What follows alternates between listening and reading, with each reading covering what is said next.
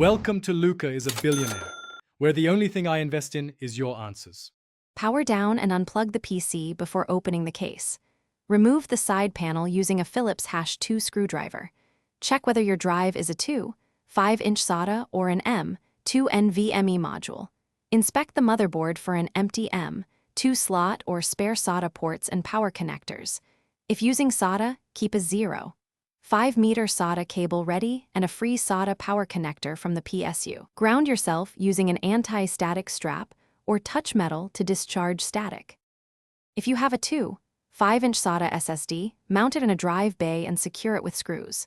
Connect the 0.5-meter SATA cable from the SSD to an empty motherboard SATA port. Attach a SATA power connector from the PSU to the SSD's power notch. For an M2 NVMe SSD, align the connector and insert the drive at a 30-degree angle into the M2 slot. Then push down and secure it with the M2 retention screw. Power on the PC and press the motherboard key to enter BIOS or UEFI. In BIOS, enable NVMe support for M2 drives or ASI mode for SATA SSDs. Confirm the drive is detected in the storage list and save changes. If installing an operating system, set the SSD as the first boot device in the boot order. Boot into Windows and open Disk Management to initialize the new drive, then partition and format it with